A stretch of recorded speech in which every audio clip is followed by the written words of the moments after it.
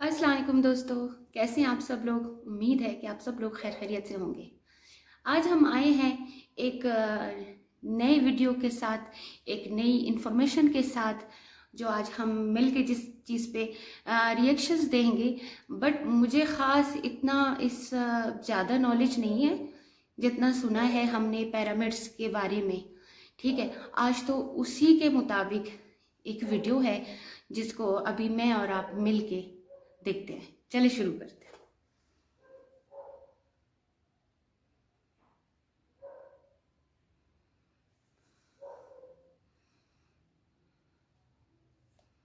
पहले इजिप्ट में एक ऐसा अजूबा बनाया गया जो आज के दिन तक लोगों को। नमस्कार दोस्तों, आज से करीब 4500 साल पहले इजिप्ट में एक ऐसा अजूबा बनाया गया जो आज के दिन तक लोगों को चौंका कर रख देता है। The great pyramid of Giza. 147 meter की हाइट पर बना, इंसानों के द्वारा बनाई गई ये सबसे ऊंची चीज थी करीब 4000 सालों तक। इतने भारी भरकम पत्थर इसे बनाने के लिए इस्तेमाल किए गए थे कि इस पूरे पिरामिड का वजन 6 मिलियन टन बताया जाता है। इसे आप कंपेयर करो आज के दिन की सबसे ऊंची इमारत बुर्ज खलीफा से, जिसका वजन सिर्फ 5 लाख टन है। सबसे हैरान कर देने वाली चीज यहाँ पर यह है कि आखिर इसे बनाया कैसे गया, क्योंकि उस जमाने में लोगों के पास कोई क्रेन्स नहीं थी, कोई बुलडोजर्स नहीं थे, कोई बड़ी टेक्नोलॉजी नहीं थी, यहाँ तक कि इन लोगों के पास व्हील्स तक नहीं थे, पहिए भी नहीं थे इन लोगों के पास। लेकिन फिर भी इन लोगों ने एक ऐसा मॉन्यूमेंट बनाया जो आज के दिन तक खड़ा है। सोचकर देखो, 4500 साल तक कोई बिल्डिंग बनी रहे, इतनी जलती हुई गर्मी में तूफान आए, बारिश आए, वेदरिंग हुए, दुनिया में कोई भी इतनी बड़ी, इतनी पुरानी चीज नहीं है जो आज तक सरवाइव कर पाई हो। तो आखिर कैसे हो पाया ये सब, आइए समझते हैं दोस्तों इस पिरामिड का रहस्य आज के इस वीडियो में। The Great Pyramid is arguably the most enigmatic structure on the face of the earth. Built around 2500 BC, it is the tallest structure on Earth for more than 3,500 years. Built as gargantuan tombs of shining white limestone, the pyramids were designed to hide dark secrets of the dead.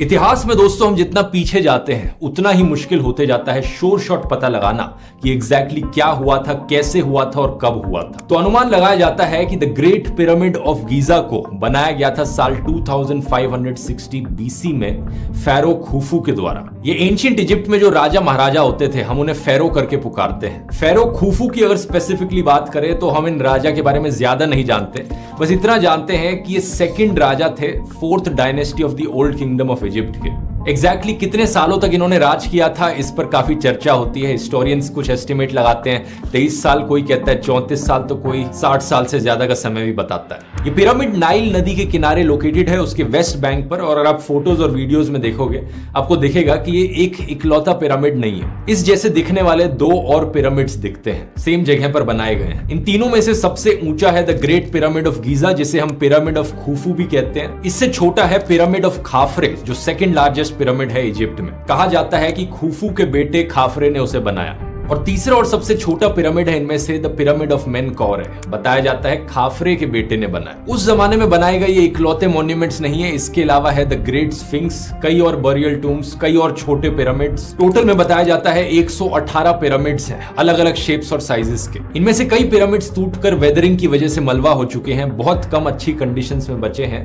और शायद सबसे अच्छे well preserved यही 3 pyramids हैं, specially the great pyramid of Giza. क्या कारण था इन्हें बनाने के पीछे? वही कारण जो बहुत से और एंशिएंट मॉन्यूमेंट्स को बनाने के पीछे कारण था। इन्हें एक मकबरे के तौर पर बनाया गया था, ये एक टूम है। इनके फेरोस को यहाँ पर दफनाया गया है पिरामिड के अंदर। बात क्या है दोस्तों, एंशिएंट इजिप्शियंस आफ्टर लाइफ में विश्वास रखते थे। इनका मानना था कि मरने के बाद जिंदगी खत्म नहीं होती, बल्कि मौत के बाद हमारी आत्मा अंडरवर्ल्ड में जाती है, जहां पर भगवान हमारी आत्मा को जज करते हैं। जिन लोगों ने अच्छा किया है वो हमेशा के लिए जिंदा रहते हैं इस आफ्टर लाइफ में। और इस आफ्टर लाइफ के लिए प्रिपेयर करने के लिए जब इनके ये राजा, इनके फेरोज जिंदा थे तो ये अपने लिए टूम्स बनवाते थे, अपने लिए बहुत सा खाना, खजाना, ज्वेलरी, फर्नीचर, कपड़े, ये सारी चीजें वे अपने साथ पिरामिड के अंदर रखते थे कि आफ्टर लाइफ में काम आएंगे। तो इनके मरने के बाद इनकी बॉडीज को मम्मीफाई किया जाता था और वुडन या स्टोन कॉफिन्स में दफना कर रख दिया जाता था। अब आप पूछोगे कि ये हमें कैसे पता चला कि पिरामिड को इन्हीं चीजों के लिए यूज किया जाता था। 2 बड़े कारण है दोस्तों। पहला तो ये कि इस जैसे ही और पुराने पिरामिड्स पर हमें लेख लिखे हुए मिले हैं। इस जैसे ही कॉफिन्स पर और ऐसे ही पिरामिड्स के अंदर टेक्स्ट लिखे हुए मिले हैं जहां पर बता रखा है कि ये लोग क्या करते थे। दूसरा, मेजॉरिटी ऐसे हिस्टोरिकल पिरामिड्स जो हमने पाए हैं इजिप्ट और सूडान के देशों में, उन्हें टूम्स की तरह ही इस्तेमाल किया गया है। लेकिन क्योंकि specifically great pyramid of Giza के अंदर अपने अंदर इस पिरामिड के कोई सब्सटैंशियल एविडेंस नहीं मिला इन चीजों का, तो लोग अपनी ऑल्टरनेटिव थ्योरीज बनाते हैं। इस ग्रेट पिरामिड के अंदर जब आर्कियोलॉजिस्ट गए तो उन्हें सिर्फ 3 रेलिक्स मिले और एक खाली कॉफिन मिला। ये ताबूत माना जाता है कि खूफू का था और बाकी और जो खजाना और ज्वेलरी इसके आसपास होनी चाहिए थी, अज्यूम किया जाता है कि इतने सालों में कोई उसे लूट कर लेकर चला गया। तो जो लोग इससे डिसएग्री करते हैं उनकी ऑल्टरनेटिव थ्योरीज बड़ी ही अजीबोगरीब है। एक बड़ी पॉपुलर थ्योरी जो सुनने में आती है वो ये है कि ये ग्रेट पिरामिड एक पावर प्लांट था जिससे बिजली जनरेट हो सकती थी। जो लोग इसमें मानते हैं वो कहते हैं कि एंशिएंट इजिप्शियन लोग बड़े ही टेक्नोलॉजिकली एडवांस थे, वो ऑलरेडी बिजली बनाना सीख चुके थे। इस थ्योरी के एविडेंस के तौर पर क्या बताया जाता है, कुछ पुराने जमाने के इनके आर्टवर्क्स दिखाए जाते हैं। इनके पुराने टेम्पल्स की दीवारों पर कुछ इस तरीके के आर्टवर्क्स पाए गए हैं जिसे कुछ लोग देखकर कंक्लूड करते हैं कि यहाँ पर एक लाइट बल्ब बना रखा है इन्होंने। तो लाइट बल्ब इन लोगों ने पहले ही इन्वेंट कर लिया था और पता नहीं उसके बाद क्या हुआ इसका। मैंने बार बार बताया कि ऐसी कंस्पिरेसी थ्योरीज तब बनाई जाती हैं जब सब्सटैंशियल एविडेंस किसी चीज को लेकर नहीं होता, लेकिन ये कंस्पिरेसी थ्योरीज अक्सर इतनी अजीबोगरीब होती हैं कि इनका कोई लॉजिकल सेंस नहीं होता। अगर लाइट बल्ब सही में एग्जिस्ट करता था एंशिएंट इजिप्शियन के जमानों में, तो आज तक उसका कोई एविडेंस क्यों नहीं मिला है? असलियत में दोस्तों ये आर्ट वर्क एक्चुअली में एक इजिप्शियन माइथोलॉजी की स्टोरी दिखाता है। ऐसी ही एक दूसरी पॉपुलर थ्योरी बताई जाती है कि ये पिरामिड एक्चुअली में अनाज स्टोर करने के लिए एक ग्रैनरी थी, एक बड़ा सा भंडार था। इस थ्योरी को प्रपोज किया था अमेरिकन पॉलिटिशियन बेन कार्सन ने साल 1998 में। उनके अकॉर्डिंग ये उनकी पर्सनल थ्योरी है, इन पिरामिड्स को एक्चुअली में जीसस क्राइस्ट के फादर ने बनाया था। My own personal theory is that Joseph built the pyramids in order to store grain.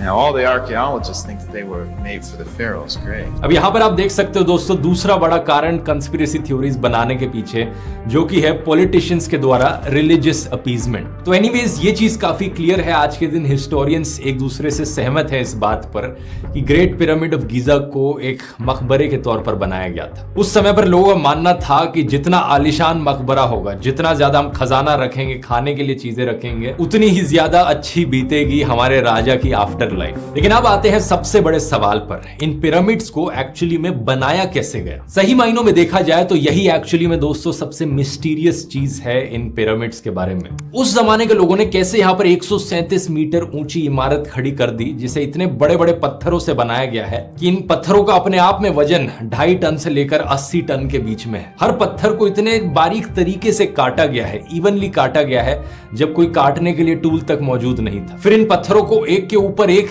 लगाकर कैसे रखा गया, जब ये लोग पहियों का भी नहीं इस्तेमाल कर रहे थे। और ये सब इन्होंने कर दिखाया 20 सालों के अंदर अंदर। 20 साल ही दोस्तों टाइम स्पैन बताया जाता है जितना समय लगा इस ग्रेट पिरामिड ऑफ गीजा को बनाने में। तो कई थ्योरीज बताई जाती हैं इसको लेकर, और इस बारी मैं कंस्पिरेसी थ्योरीज की बात नहीं करूंगा जो बहुत ही अजीबोगरीब है। लेकिन इन थ्योरीज की बात करने से पहले एक बड़े मिसकंसेप्शन को देखते हैं जो लोगों के मन में होता है इन पिरामिड्स को लेकर। फिल्मों में अक्सर दिखाया जाता है कि इन पिरामिड्स को बनाते वक्त स्लेव लेबर का इस्तेमाल किया गया था। बड़े ही गरीब सर्वेंट्स यहाँ पर मजबूरी में काम करने लग रहे थे दिन रात, जिनके जो बॉस होते थे उन्हें रस्सियों से मारते थे, हंटर से पिटाई करते थे उनकी। याद है ना, किसी किसी फिल्म में आपने ये जरूर देखा होगा। काफी समय तक लोगों को लगता था कि ऐसे ही स्लेव्स ने इन पिरामिड्स को बनाया है। एक 5th सेंचुरी BC में रहने वाले एक ग्रीक हिस्टोरियन थे हेरोडोटस करके, उन्होंने ही पहले इस थ्योरी को सजेस्ट किया था कि स्लेव्स ने इन पिरामिड्स को बनाया। लेकिन आज के दिन हम जानते हैं कि एक्चुअली में ऐसा बिल्कुल भी नहीं था। जो लोग इस पिरामिड को बनाने के लिए काम कर रहे थे वो हाईली स्किल्ड लेबर्स थे। उनको भूखा रख के मारा पीटा नहीं जाता था, बल्कि उन्हें अच्छे से खाना खिलाया जाता था। इनफैक्ट इतने अच्छे से खाना खिलाया जाता था कि एवरेज इजिप्शियन सिटीजन जो उस समय में रहता था उससे ज्यादा हट्टे कट्टे वेल फेड लोग थे ये लेबर्स। ये लोग शहरों में रहते थे कंस्ट्रक्शन साइट के पास। इसके अलावा अलग अलग सीजन्स में इन्हें अलग अलग कम्युनिटी के मेंबर्स से सपोर्ट भी मिलता था। जैसे कि फार्मर्स, अगर किसान लोग खेती नहीं कर रहे होते थे, अपने फ्री टाइम में आकर कंस्ट्रक्शन में हाथ बटा देते थे। एक तरीके से पूरे किंगडम में रहने वाले सारे लोग काफी यूनाइटेड थे इस नेशनल प्रोजेक्ट के सक्सेस को लेकर। वो अपने राजा में बहुत विश्वास करते थे। टोटल में देखा जाए करीब 20 से 30 हजार वर्कर्स लगे इसकी कंस्ट्रक्शन में, जिन्होंने 10-10 घंटे दिन में काम किया इस ग्रेट पिरामिड ऑफ गीजा को बनाने के लिए। आज तो जैसे हमने देखा सुना, पिरामिड्स को कैसे बनाया, और उनकी वैसे ये नहीं पता उनके पीछे असल में उनकी लॉजिक क्या थी, उन्होंने क्या सोच के इनको बनाया। जैसे आप लोगों ने देखा कुछ कोई कहता है कि भाई उन्होंने इसको गंदम स्टोर करने के लिए बनाया, कोई कहता है कि लाइट्स के लिए, कोई कहता है कि भाई उनका ईमान था कि भाई इंसान मरने के बाद भी कोई एक और दुनिया है और उसमें हम जितना चीज़ें इसके अंदर स्टोर कर सकते हैं, सोना चीज़ें, तो वो पीछे से हमें काम आएंगे। खैर मेरा तो ये कहना है कि ये तो थ्योरीज है, ठीक है, असल चीज़ तो हमें नहीं पता, वो अल्लाह ताला ही जानता है कि किस तरह उस दौर में ना कोई टेक्नोलॉजी ना कोई सिस्टम कुछ भी नहीं था, तो वो कैसे इन बड़े बड़े पत्थरों को उन्होंने कटाई की और मतलब किस तरह शेप बना के और बिल्कुल तरतीब से बनाया रखा। खैर इस पे आप लोगों की क्या राय है तो मुझे लाजमी कमेंट्स करके बताना, और आज की रिएक्शन वीडियो कैसी लगी वो भी मुझे बताना, और प्लीज़ प्लीज़ प्लीज़ मेरे चैनल को सब्सक्राइब ज़रूर कीजिए। मेहरबानी, अल्लाह हाफिज़।